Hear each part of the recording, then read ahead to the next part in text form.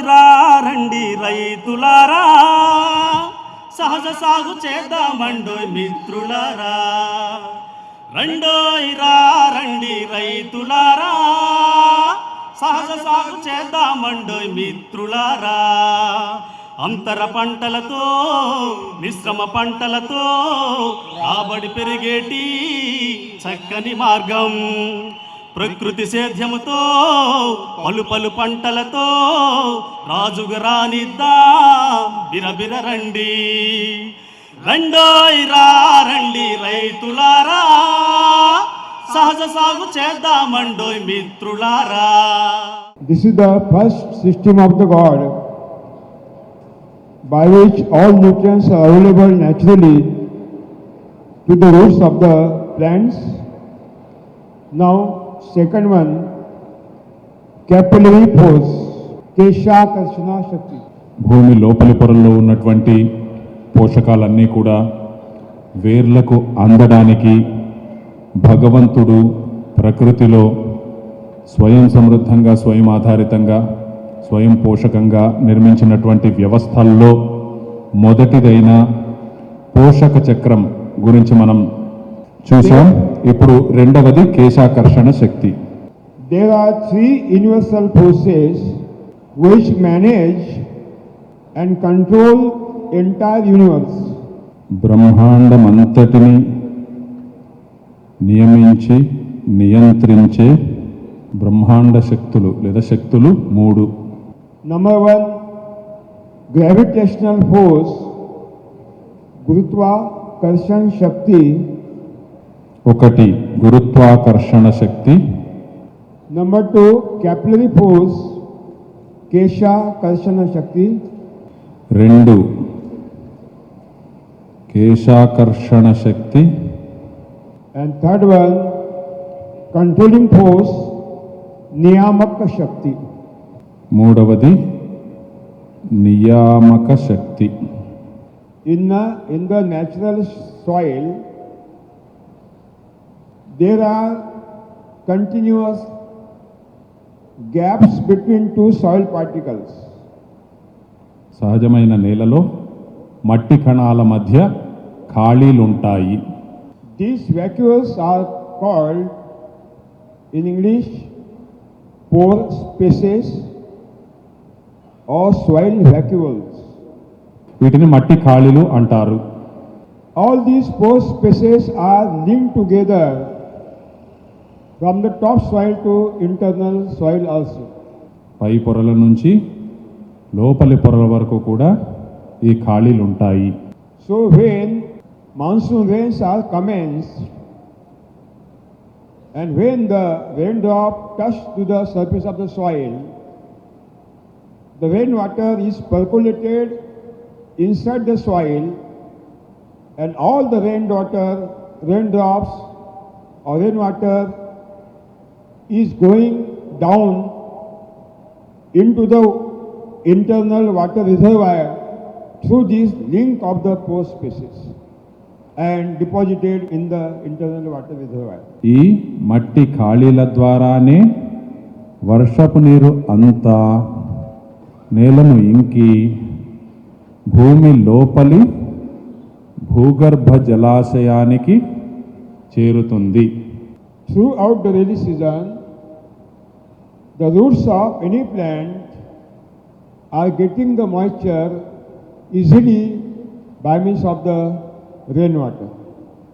వర్షాకాలమంతా మొక్కల వేర్లు తమకు కావలసిన తేమను వర్షపు నీటితో పొందుతాయి. Because of this continuous rainwater availability process in the rainy season, we are not going to irrigate the land, not necessary at all. వర్షాకాలం అంతా కూడా ఈ నీరు మొక్కలకి ఆ తేమ రూపంలో అందుతూనే ఉంటుంది కాబట్టి మనము ప్రత్యేకించి సాగునీటిని పట్టవలసినటువంటి అవసరం లేదు పొలానికి. But when monsoon return back, rainy season is completed. Now the roots are in the uppermost strata of the soil, internal water reservoir too far away from the roots, maybe 20, maybe 30 feet away, there is no rainwater, there is no monsoon. Now how the roots, how the plant will survive? For that purpose, for the continuous permanent survival of the roots and plants, God has given the contract to take the internal water and supply to the roots with the capillary force. వర్షాకాలం ముగిసిన తరువాత భూమి పై పొరలో ఉన్న వేర్లకు కావలసిన తేమను ఎంతో లోతుగా ఉన్న భూగర్భ జలాశయం నుంచి తీసుకుని అందించే బాధ్యతను భగవంతుడు కేశాకర్షణ శక్తికి ఇచ్చాడు. By means of the capillary force, this deeper rain deposited moisture is coming up towards the root zone continuously because of the capillary force. But when the moisture is coming, it is not coming alone. This is our theory. As per the depth of the soil, nutrient quantities continuously increase. Deeper soil is the ocean of the nutrient. That means when the deeper deposited rainwater moisture is coming up, entire deeper ocean of the nutrient is dissolved in that water. Nitrate, phosphate, potash, micronutrients, all minerals are dissolved in the water, and when the moisture is coming toward the root zone, with the moisture, deeper nutrients are also coming and getting available to the roots. Moisture is available and nutrients also. ఈ క్రమంలో అంటే ఈ కేశాకర్షణ శక్తి క్రమంలో భూగర్భ జలాశయంలోని నీటితో పాటు భూమి లోపలి పొరల్లో ఎక్కువ మోతాదులో ఉన్న పోషకాలు ఖనిజాలు కూడా ఆ నీటితో కలిసి పై పొరలకు చేరి వేర్లకు కావలసిన తేమను పోషకాలను అందిస్తాయి. That means this capillary force not only supply the moisture to the roots continuous throughout the year, simultaneously entire nutrients taken from the deeper soil are available by this capillary force to the roots of the plant and fruit tree continuously throughout the year, in drought cultivation also, in drought condition also. ఈ విధంగా ఈ కేశాకర్షణ శక్తితో ఈ వర్షాలు ఆగిపోయినప్పటికీ మనకి భూగర్భ జలాశయంలో ఉన్నటువంటి నీరంతా కూడా సంవత్సరం పొడవునా మొక్కల వేర్లకు అందుబాటులో ఉండడంతో పాటు సంవత్సరం పొడవునా భూమి లోపలి పొరల్లో ఏవైతే మనం చూసామో భూమి లోపలి పొరల్లో ఈ పోషకాలు ఎక్కువ మోతాదులో ఉంటాయి కాబట్టి ఆ పోషకాలన్నీ కూడా సంవత్సరం పొడవునా మొక్కల వేర్లకు అందుబాటులో ఉండి తీవ్ర కరువు పరిస్థితుల్లో కూడా ఆ మొక్కలకు ఎటువంటి హాని జరగకుండా కాపాడతాయి. You will surprise when we will observe in severe drought condition in chemically grown orchard, mango trees are dried, pomegranate dried, guava dried, crops are also dried. But at the same time, in the forest, in severe drought also, none of the plant is dried. None of the fruit tree is dried. Why? The drought is existed in your farm in chemical farming. Same drought is existed in the forest also. But your plants are dried, forest trees are not dried, they are full canopy, greenery. Because of gravitational and capillary force, both are activated with 100% with 100%. That means in drought also the God has given the capacity to stay and give the production continuously, and that contract is given to capital. అందుకనే ఇది మీరు అర్థం చేసుకోండి. మీరు చూస్తే ఈ రసాయన ఎరువులతో పండించినటువంటి పండ్ల తోటలు, మామిడి కావచ్చు, దానిమ్మ కావచ్చు, జామ కావచ్చు, ఇతర పంటలు కావచ్చు, నీటి కొరత ఉండేసరికి ఎండిపోతూ ఉంటాయి. అదే సమయంలో అడవిలో ఉన్నటువంటి మొక్కలు కానీ చెట్లు కానీ ఏమీ ఎండిపోకుండా పచ్చగా కళకళలాడుతూ ఉంటున్నాయి. అంటే కరువు పరిస్థితులు పొలంలో ఉన్నట్లే అడవిలో కూడా ఉన్నాయి. నీటి కొరత పొలంలోనూ ఉంది, అడవిలోనూ ఉంది. అయినప్పటికీ అడవిలో ఈ కేశాకర్షణ శక్తి వల్ల భూమి లోపలి పొరల్లో ఉన్నటువంటి ఈ తేమ, నీరు నిరంతరం తేమ రూపంలో ఆ మొక్కలకు చెట్లకు అందుతూ, అలాగే దానితో పాటు భూమి లోపలి పొరల్లోని పోషకాలు కూడా సంవత్సరం పొడవునా అందుతూ ఉండడంతో అంతే తీవ్ర కరువు పరిస్థితులు ఉన్నప్పటికీ అవి ఏ నష్టము లేకుండా పుష్కలంగా పండ్లతో ఉన్నాయి. Agriculture science was having the conspiracy to stop the capillary pores so that roots will not available the nutrients, and ultimately farmers should commit to purchase chemical fertilizers from the market, and money from India will go to that exploiter system.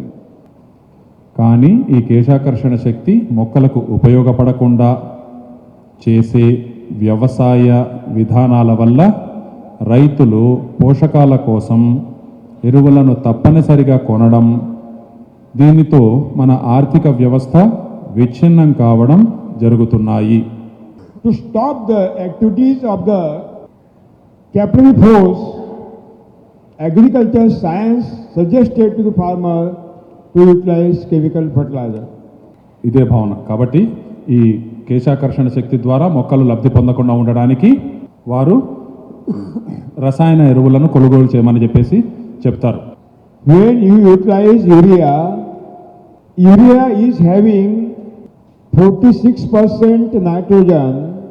మీరు వాడే యూరియాలో 46% నత్రజని, The urea is having 46% nitrogen, remaining 54% part is chara, salts, which are deposited in the gap between two soil particles. మనం నత్రజని కోసం urea వాడతాం, కానీ నత్రజని 46% ఉంటుంది. మిగిలిన 54% లవణాలు, క్షారాలు ఉంటాయి. ఈ క్షారాలు మట్టి కణాల మధ్యలో చేరుతాయి. When this urea is combined with the water inside the soil, urease mediator convert urea into ammonia and carbon dioxide. ఈ యూరియా నేలలో నీటితో కలిసినప్పుడు అమ్మోనియా మరియు బొగ్గు పులుసు వాయువులుగా మారుతుంది. Again, by the help of so many species of the microorganisms, this ammonia and carbon dioxide is again recombined with the water, and salts are created just like carbonates, and these all salts are deposited in the gaps between two soil particles, and these are the ksharas, these are the salts. అనేక సూక్ష్మజీవుల వల్ల ఇవి కూడా, ఈ ammonia, carbon dioxide కూడా క్షారాలుగా మారి మట్టి కణాల మధ్యలో చేరుతాయి. That means when you utilize urea, you are continuously depositing ksharas, salts in between two soil particles continuously, and soil become entire barren. కాబట్టి యూరియా వాడకం ద్వారా ఇలా మట్టి కణాల మధ్య ఖాళీలన్నీ లవణాలు, క్షారాలతో నిండిపోయి ఆ నేల చట్టుబడి బంజరుగా మారుతుంది.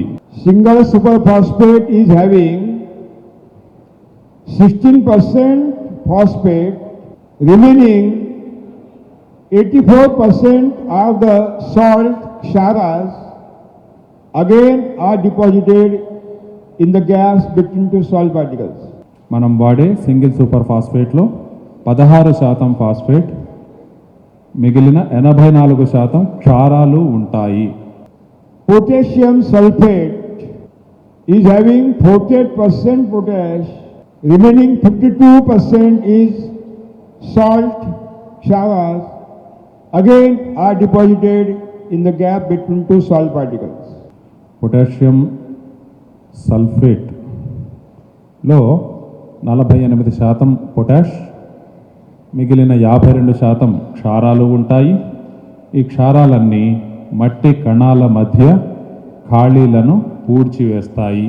That means when you utilize chemical fertilizers, you deposit continuously the salts in the soil, in the gap between two soil particles, and entire soil is enriched by salt, and soil become salty. కాబట్టి ఈ విధంగా మీరు అర్థం చేసుకోండి. ఇలా మనము ఎరువులను వాడినప్పుడు, ఎరువులను వాడే క్రమంలో ఈ విధంగా మట్టి కణాల మధ్యలో ఉండే ఖాళీలన్నీ కూడా మనము ఈ క్షారాలతో లవణాలతో పూర్తిగా నింపివేయడంతో మన నేలంతా కూడా ఆ ఉప్పుమయంగా మారిపోతుంది. And these salts act as a cement concrete. Cement concrete bind the two bricks very compactly. You can't disintegrate from it together.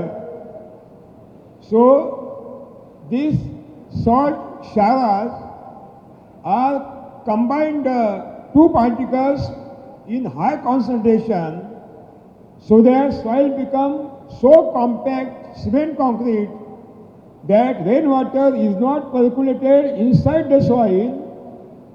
Entire rainwater is flowing upon the soil and is gone to the ocean by means of the river, and internal reservoir is not coming up and not getting to the roots, not getting the moisture to the roots, not getting the nutrient to the roots.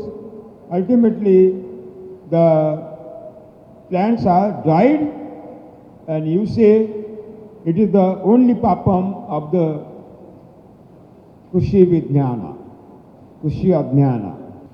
ఇవి cement కాంక్రీట్ల లాగా మట్టి కణాలను ఒకదానికొకటి గట్టిగా బంధించి నేలలోని మట్టి ఖాళీలన్నీ పూడుకుపోతాయి.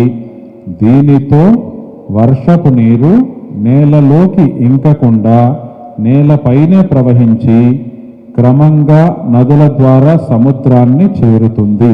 అంతేకాక భూగర్భ జలాశయంలోని నీరు కూడా కేశాకర్షణ శక్తి లేకపోవడం వల్ల పై పొరలకు చేరదు. Millions of the acres soil India, millions of the acres soil in India before chemical farming commenced in India, which was giving 30 quintal per acre paddy production, continuous 100 ton of the sugarcane production. Now, because of these ksharas, chemical fertilizers and residues, entire land became totally barren. No single grass can germinate, and this is the mahapapam of so-called Krishi Vijnana, Krishi Ajnana.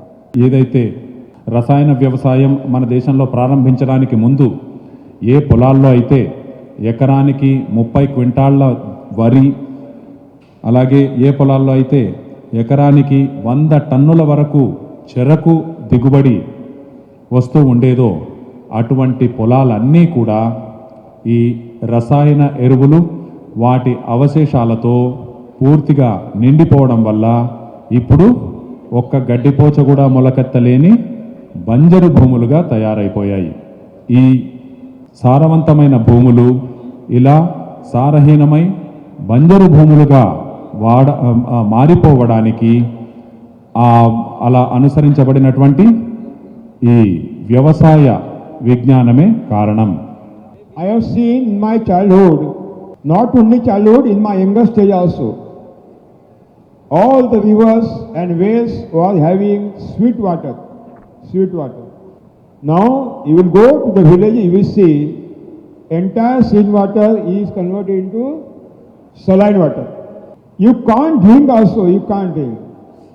Why? Because of this chemical fertilizer. అలాగే మన చిన్నతనంలో ఇటీవలి కాలం వరకు కూడా బావులలో నీరు కానీ నదులలో నీరు కానీ ఎంతో తీయగా తాగడానికి యోగ్యంగా ఉండేవి. అటువంటిది క్రమక్రమంగా ఈ నీరంతా కూడా పూర్తిగా రసాయనాలతో నిండిపోయి మనము నోట పెడితే ప్రమాదం అన్నట్లుగా తయారైంది. దానికి కారణం ఈ రసాయన ఎరువులను వాడకమే.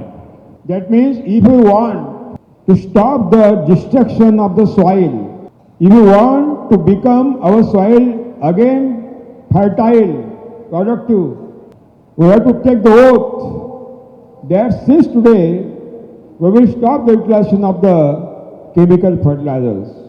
If you will not stop the utilization of chemical fertilizer, your future generation cannot be survived because total land will be become saline. No single plant will grow and nobody will get the food to eat. It will be a great danger in the future if you will not take the decision today. కాబట్టి మీరు ఈ మన భూసారాన్ని సంరక్షించుకోవాలంటే మనము ఏదైతే ఈ నేలలోని సారం అంతా కూడా పోగొట్టుకున్నామో దీన్ని తిరిగి రాబట్టుకుని మనము తిరిగి చక్కగా పంటలు పండించుకుని మన నేల తల్లి చక్కటి ఆరోగ్యకరమైన పంటలతో కళకళలాడేటట్లు చేయాలి అంటే, అంతేకాదు ఈ భవిష్యత్తులో మన భావి తరాల వారికి చక్కటి ఆహారాన్ని మనము అందించగలగాలి అంటే అవి తిండి లేక గడ్డి మొలవక ఆ భావి తరాలు అంతం కాకుండా ఉండాలి అంటే మనము ఈ క్షణమే ఇకపైన ఈ రసాయన వ్యవసాయాన్ని చేయకూడదు అని శపథం చేయాలి. Let me know who will take the oath. మీలో ఎంతమంది ఇకపైన నేను రసాయన వ్యవసాయం చేయను? Which hand on the down, please note who are the agent of the multinational company is sitting here in the front line. ఎవరెవరు ఇంకా చేతులు పైకెత్తకుండా బహుళజాతీయ సంస్థలకు ఏజెంట్లుగా వ్యవహరిస్తున్నారో అది గుర్తించాలి. కాబట్టి మీరు వెంటనే అవన్నీ కూడా చెప్పు. Thank you. You are real Deshbhakta. మీరిప్పుడు నిజమైన దేశభక్తులు. రండి రైతులారా, సహజ సాగు చేద్దామండోయ్ మిత్రులారా. రండి రైతులారా, సహజ సాగు చేద్దామండోయ్ మిత్రులారా. అంతర పంటలతో మిశ్రమ పంటలతో రాబడి పెరిగేటి చక్కని మార్గం. ప్రకృతి సేద్యముతో పలు పంటలతో రాజుగా రానిద్దా బిరబిర రండి. రండి రైతులారా, సహజ సాగు చేద్దామండోయ్ మిత్రులారా.